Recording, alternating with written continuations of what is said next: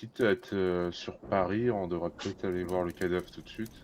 Oui, ça pourrait être intéressant. Parce que si quelqu'un le réclame, Qu'on l'ait vu avant. Alors, il est 10h30 du matin. Ouais, moi je suis assez d'accord pour qu'on aille voir le corps. corps. D'autant plus qu'en ayant discuté un peu avec Elena, je sais qu'elle a une formation médicale, donc peut-être qu'elle sera capable de voir des choses qui pourraient échapper Nous à quelqu'un aiguiller. qui n'a pas de... Ouais, voilà. Effectivement, il faudra savoir où se trouve l'Institut médico-légal. Bon, vous trouverez l'information assez rapidement. Vous apprenez que ça se trouverait au 11e arrondissement. Vous allez rouler à peu près une trentaine de minutes. Voulez-vous interagir entre vous? Moi j'allume une cigarette à l'arrière pendant que je suis en train de réfléchir et je propose le paquet à Elena. On lui dit non, merci, j'essaie d'arrêter. pourquoi bon, c'est parfaitement bon pour la santé. Vous Non, c'est regardez pas ça, pas les c'est trop brochures. cher. C'est vrai. J'y avais un peu réfléchi et je me disais qu'on pouvait dire que je pense que c'est une de mes paroissiennes. Comme ça, Oh. ils me laisseront voir le corps et puis je pourrais dire que quelqu'un, vous êtes, je sais pas, mes assistants ou.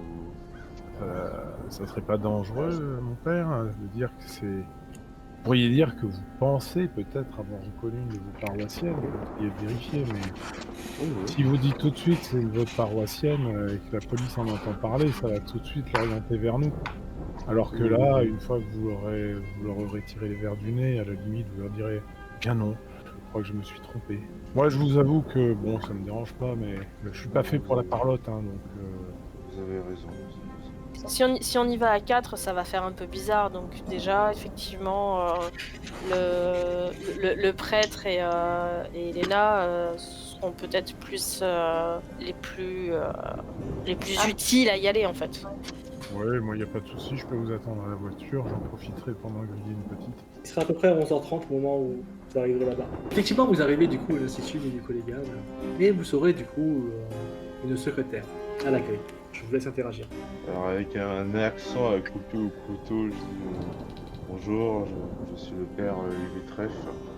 J'ai vu le porter robot et je pense que cette pauvre jeune fille pourrait ressembler à une de mes paroissiennes. Oh, je vois, c'est le docteur Sard qui s'occupe actuellement de ça. Attendez une minute, je vais lui informer de votre présence. Bon, du coup, il y a qui sur les lieux? Il y a Alexander et Lena. Ok, ça Ouais. marche. Et vous voyez du coup effectivement la secrétaire qui revient. Oui, très bien, le docteur Sard du coup peut effectivement vous faire voir le corps pour identification. Je vais juste devoir par contre vous faire signer un registre avec votre identité s'il vous plaît. Comme vous en doutez, la police aura un droit de regard dessus. Nous sommes dans l'obligation de demander l'identité des personnes qui viennent constater du coup l'identité de la défunte. Ils vous demandent de laisser votre carte d'identité du coup et ils vous la rendront une fois que vous serez ressorti. Fort bien, fort bien. Donc effectivement, vous donnez chacune votre carte d'identité. Et elle vous indique la direction à suivre.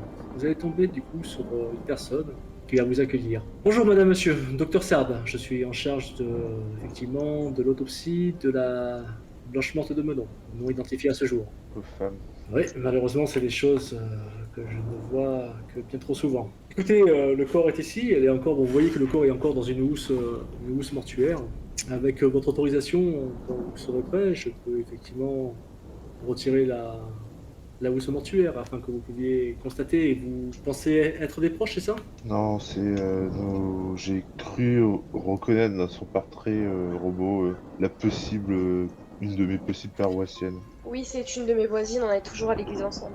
Et comme je la voyais plus, j'en ai parlé au père et on a eu l'idée de venir parce que c'est vrai qu'il y avait vachement de ressemblance avec cet article qui est paru dans le journal. Bon, moi pour ma part, de toute façon, j'ai donné le rapport médico-légal à l'inspecteur Janvier qui est en charge de l'enquête, comme vous le savez. Bon, si vous êtes prêts, je vous dévoile le corps. Mais je vous préviens, vous savez, une personne qui est restée aussi longtemps dans l'eau, ce n'est pas très joli à voir. Non, je n'ai pas de problème. Très bien. Vous voyez qu'il défait légèrement la housse mortuaire et vous constatez effectivement la blancheur. Vous voyez vraiment qu'elle est dans un sale état très difficile de reconnaître un visage. Je vais passer les détails, mais bon, c'est pas joli à voir. Voilà, puisque potentiellement, madame, monsieur, ça vous rappelle quelqu'un? Je me regarde bien posé dessus et je lui dis c'est difficile de... Il y a des airs, mais j'ai besoin de resituer. Tu sais, je mets un peu dans tous mes états, comme si ça me bouleversait de trop regarder, mais j'ai un regard bien appuyé. pour essayer de voir ce qui a pu se passer. Difficile avec mes yeux et de l'état de cette pauvre femme. Il y a un truc qui nous choque en particulier ou Moi, ce que je voulais regarder au niveau des blessures qui sont visibles, notamment, ouais. elle est toute nue. Elle est toute nue, ouais. C'est-à-dire qu'il y avait enfin, elle était blessée à la carotide, d'après ce que disait l'article. Est-ce que j'arrive à en savoir un peu plus en regardant, justement? Tu vois qu'elle a été effectivement égorgée. Que vu Après- la profondeur, je peux enfin, on va dire deviner s'il a fallu beaucoup de force ou pas. Si c'est quelque chose de très profond, peu profond, si ça peut m'indiquer si par exemple ce serait plutôt une blessure pouvant être portée par un homme ou une femme, quoi, en gros. Alors tu peux me faire un test de médecine si tu veux. Je vous avoue que j'ai vraiment beaucoup de mal à la reconnaître. C'est difficile de savoir si c'est elle avec toutes ces blessures, ce visage gonflé. Parce qu'avec l'eau, le visage est gonfle, je crois.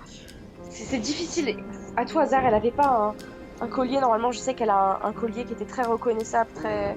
Tu vois, je demande de savoir s'il n'y a pas des éléments qu'ils ont trouvés sur elle, quoi. Pour savoir s'ils n'ont pas trouvé des choses qui pourraient orienter... Vous savez que effectivement on avait certains effets personnels, mais malheureusement je suis soumis au secret médical et sous les ordres de la police et de l'inspecteur Champier, je ne suis pas en droit de vous communiquer certains détails de l'enquête. Je suis seulement là pour vous accueillir et savoir si oui ou non vous reconnaissez la défunte, si vous pouvez l'identifier. Mais malheureusement je ne peux pas vous en dire plus sur les détails concernant sa mort. Ça a dû être très violent. C'est la pauvre. Effectivement, j'espère que ce sera la dernière et qu'on retrouvera vite la personne coupable. Écoutez, vous voyez bien que ça vous demande pas grand-chose, voyons. Vous voyez bien que c'est quand même très compliqué de pouvoir reconnaître quelque chose de... Vu l'état, vu comment elle est boursouflée. Écoutez, monsieur, vous vous rendez compte que ce rapport est purement confidentiel et que je suis soumis, comme je vous l'ai dit, au secret médical. Cette affaire n'étant pas encore résolue, il est hors de question que je divulgue certains éléments capitaux à des inconnus. Si vous voulez, je peux vous laisser. C'est un homme de foi, vous le voyez bien. C'est... Alors écoutez, la seule chose, la manière où je pourrais le faire, c'est que, en tout cas, tout ce que je peux vous dire, c'est que sans l'autorisation de l'inspecteur en charge de l'enquête, qui n'est qu'autre que l'inspecteur Janvier, je ne peux soumettre aucune information complémentaire. Faites-moi tous les deux un test de trois objets cachés, s'il vous plaît. Effectivement, tu vas remarquer, toi, Elena, en fait, au fond à droite de la pièce, il y a plusieurs étagères métalliques, avec marqué des noms dessus, comme des dossiers. Donc logiquement, il y en a une où il n'y a pas de nom. C'est ça. Mais il y a quand même une étiquette marquée quelque chose dessus, tu vois, pour quand même qu'ils puissent identifier. Bien sûr. Mais oui, voilà. Visiblement, Est-ce que je dis que c'est là où ils pourraient ranger ces rapports. Du coup, en reculant, je me tiens la tête et je fais je me sens pas bien. Et je m'écroule par terre. Et je simule mon meilleur malaise. Fais-moi un test de comédie, s'il te plaît. Effectivement, le docteur Sard s'approche immédiatement de toi, s'accroupit. Ça va, madame? Je me sens pas très bien, je pense que c'est... La vue de ce corps, ça m'a... Attendez, Je savais que ça risquait d'être violent, mais... Ne bougez pas.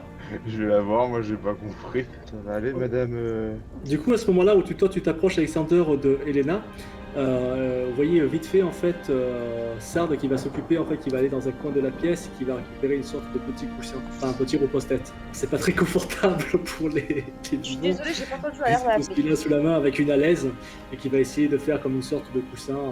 Disant, restez par terre, mademoiselle, surtout ne vous levez pas de suite, restez par terre, je vous amène un verre d'eau et quelque chose pour reposer votre tête. Je vais m'occuper du coup de fermer la housse, je pense que l'émotion... Je vous avais dit que c'était quelque chose de pas très beau à voir, effectivement. Bah, du coup, le temps que il aille chercher le verre d'eau, tout ça, en gros, quand Alexander il se rapproche de moi, je lui murmure l'étagère, je crois qu'il y a des dossiers là-bas, quoi. Je lui murmure que je pense qu'il y a des dossiers là-bas et qu'il peut essayer d'aller voir et que je l'occupe en attendant. Oui, à ce moment-là, le docteur Sard qui revient vers vous. Surtout, ne vous levez pas de suite, madame, je sais que c'est pas très confortable au sol, je vous ai prévu une petite alaise. Voilà, restez le temps qu'il faudra, je vais vous chercher un petit verre d'eau. Il y a effectivement, dans la même pièce, il y a un robinet. Vous pouvez m'accompagner pour sortir, je me sens vraiment pas bien. Si vous pouvez m'accompagner pour juste prendre l'air 2 petites secondes, au moins me sortir de cette pièce. Tu vois qu'il a un petit peu, il a l'air un petit peu hésitant et un petit peu gêné et agacé. Je suis vraiment désolée, c'est tellement d'émotions. Et là, je me mets à pleurer. Tu vas me faire, s'il te plaît, un test de baratin. Il fait, non, écoutez, ne restez pas, ça va aller. J'ai l'habitude, vous n'êtes pas la seule personne à... C'est pas toujours facile à voir. Prenez le temps qu'il vous faut. Prenez ce verre d'eau. Merci. Voilà. Et tu vois qu'au bout d'un moment, quand tu iras mieux, tu verras qu'il t'aidera à te relever. Voilà, mesdames, voilà, madame, voilà, monsieur. Attendez, je vais quand même vous accompagner à la sortie. si vous voulez bien. Et du coup, il vous accompagne à la sortie, si vous ne faites rien d'autre, vous salue. Donc vous êtes d'accord, vous certifiez n'avoir pas reconnu la victime. Non. Avec, vu comme elle était défigurée, je peux pas vous confirmer ça. Je peux pas. Je pense pas. En tout cas, bon, merci d'avoir essayé, et bon, c'est plutôt une bonne nouvelle pour vous. Très bien, bonne journée, messieurs et madame, mademoiselle, ménagez-vous. Bonne journée. Bonne journée à vous. Et encore désolée pour ce qui s'est passé dans la salle. Aucun problème, vous inquiétez pas, vous étiez au bon endroit. Il est 12h. Et du coup, vous rejoignez Valia et puis... Ah, Alors, vous avez réussi à trouver quelque chose? Rien du tout. Compliqué. Au vu de la blessure, je pense que elle a été égorgée, oui, ça on le savait, mais ça doit être quelqu'un qui était derrière elle, sûrement un droitier avec un rasoir au vu de la blessure, mais je saurais pas dire plus. Je saurais pas dire s'il était plus grand ou plus petit. T'as pas pu passer assez de temps, si tu veux. Pour examiner ça, ouais. Bah, t'as fait juste un test de médecine, on va dire, à eux comme ça, sans vraiment prendre le temps de toucher la défense et de... Ça se fait pas en 30 secondes, quoi. Parce que si vraiment t'as un 90 en médecine, tu vois, ou au moins un 61 pour 75, on va dire, il y a des choses que je peux peut-être savoir plus rapidement par expérience. Mais bon, là, c'est pas le cas. Ouais, je comprends. vous avez quelque chose qui pourrait nous orienter sur son identité? À part qu'il est droitier, non? Ou un ou une droitière, mais je sais pas. Non, mais je voulais dire la femme. Ah, la femme? Oh, bah non, j'ai rien pu voir. Je vous avoue que... Enfin, vous avez vu son visage. Non, j'ai pas vu son visage. Enfin, avec Alexander, on a vu son visage, c'était très compliqué. C'était violent. Très violent. Pour souffler, il n'y avait pas grand chose à en tirer. Il n'y avait rien sur son corps. Il y Bah, avait je pas- suppose qu'on n'a pas vu son corps. De toute façon, il devait sûrement y avoir la blouse par-dessus le corps, j'imagine. En fait, il y avait la houe, si tu veux, il a été faite jusqu'au niveau de De la gorge, la quoi. poitrine. De la poitrine. Rien de nouveau sous le soleil. Bah, on sait où est rangé son dossier, enfin, je suppose, mais on n'a pas pu le regarder. Il était trop à l'affût. Ça se voyait que ça l'arrangeait pas qu'on soit là. Enfin, il avait pas l'air d'être content qu'on soit là. À prendre du temps, c'est surtout ça. Bon, on va aller chercher la fameuse ferme. Bah là, on n'est Et pas puis très là, loin du commissariat d'ailleurs. Hein. Je sais pas si vous voulez y passer. C'est dans le 4e. Je pense que c'est une très mauvaise idée. Ouais, ça risquerait de... Enfin, vu notre petite équipe... Bah sinon, on y va demain pendant la conférence. On peut se pointer devant le commissariat histoire de. S'ils la font devant la conférence, on peut se pointer devant demain pour essayer voir ce qu'on peut entendre. Allez-y, montez, on va essayer de s'approcher au plus près en voiture de la mairie de Meudon, et puis on verra si on trouve la trace de ce monsieur. Vous avez réussi comment pour avoir les moyens de vous trouver une voiture? Oh, en fait, c'est surtout que c'était... Quand je l'ai récupéré, le moteur il était vraiment plus que fatigué, et c'est un euphémisme. Elle date d'avant-guerre, hein, c'est un modèle 1909. Ouais, elle en a fait des kilomètres.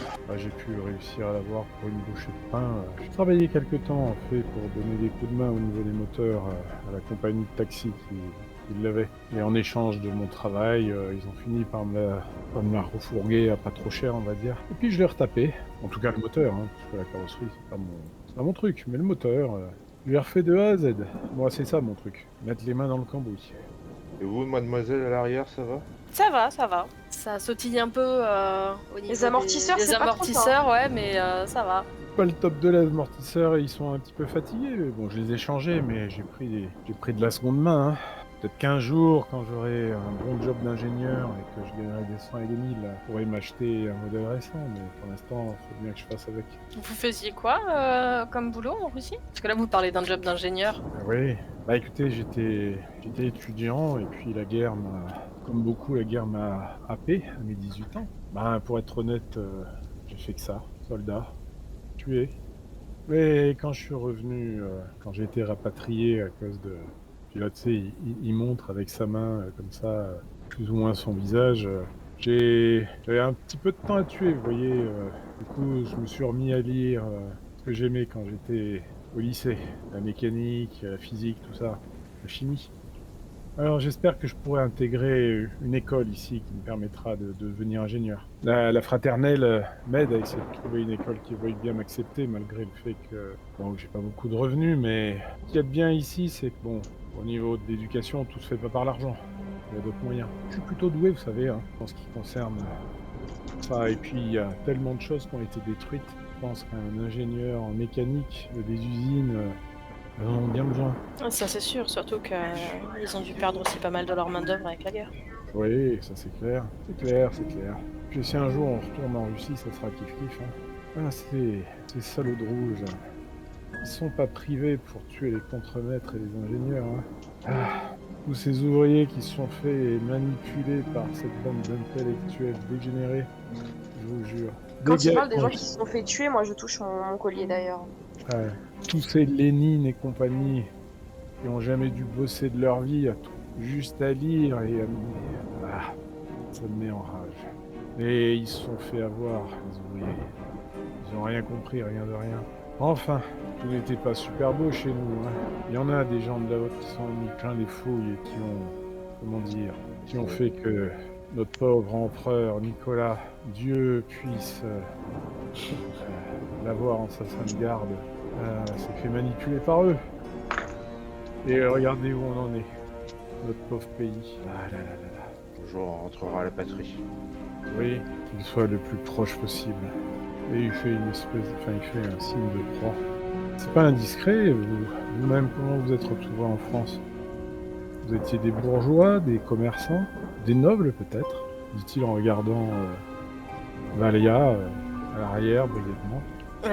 Moi, j'ai pas spécialement envie d'en parler, donc tu vois qu'au moment où tu dis, voilà, peut-être que vous étiez des bourgeois, des nobles, tu vois que Valia se renferme un peu sur elle-même et commence à jouer un peu avec, tu sais, avec ses doigts, avec ses mains, sans trop savoir, pas à cause du stress, quoi. Et voilà, moi, je suis arrivée avec la vague des réfugiés, et elle s'arrête là. Et moi j'explique que mon mari était un résistant et il a été tué à cause de ses idées. J'ai préféré fuir le pays avec mon fils avec notre fils et puis ma sœur. Ah, mais vous avez bien eu raison. Tous des assassins, des voleurs et des violeurs, c'est vous. Quant à vous, mon père, je vous demande même pas. Une bande d'incroyants. Je peux vous dire que j'en ai vu quelques-uns des popes qui vous avez pendus sur le porche de leur église. Ce n'est pas pour fuir l'oppression que je suis parti, c'est juste pour... je savais que je pouvais me montrer utile et offrir un support, un soutien moral et spirituel à ceux qui ont tout perdu. Oh, mais vous avez eu raison de fuir. Il vous aurait fait comme le reste, il vous aurait pendu. Hein. Je n'ai pas Ne peur vous de... l'aurez pas.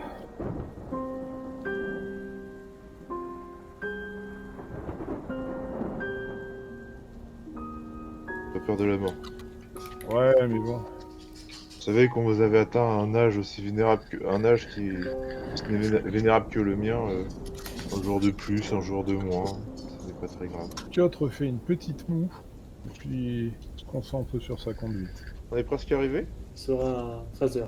Vous allez arriver à Meudon. Que faites-vous? Je vais viser tout simplement la mairie de Meudon, comme on dit, pour essayer de voir le secrétariat de mairie ou des cadastres où est-ce qu'il pourrait habiter ce monsieur. Et vous allez pouvoir pénétrer dans la mairie, du coup. Vous commencez à rechercher un hôtel de ville. Des informations sur qui? Le propriétaire qui est donc monsieur L'Herbier. Par contre, effectivement, pour ta part, toi, à 15h, enfin vers 15h, toi, du coup, Elena, tu vas persister un petit peu, et tu vas finir par trouver, ça va après du temps, mais par trouver enfin, du coup, l'adresse de Gustave L'Herbier. Moi, je m'arrêterais bien au chemin pour prendre une bouteille. Parce que je me dis que ça Pas bien les mains vides. Bah, déjà, tu viens pas les mains vides, et puis ça peut potentiellement délier les langues, tu vois. Faut ramener le saucisson qui va avec la bouteille aussi, attends. Non mais oh. Ouais, on va dans un petit magasin de quartier. Du coup, vous prenez ça, hein, ça vous a le temps de faire vos achats et de vous rendre du coup adresse, hein, ça vous prend à peu près une trentaine de minutes. Du coup, vous vous retrouvez effectivement devant rue du Ponceau, devant la maison qui semble être celle de Gustave L'Herbier. Il pleut et toute la ville est mouillée, les maisons se sont enrhumées, les gouttières ont la goutte au nez. Il pleut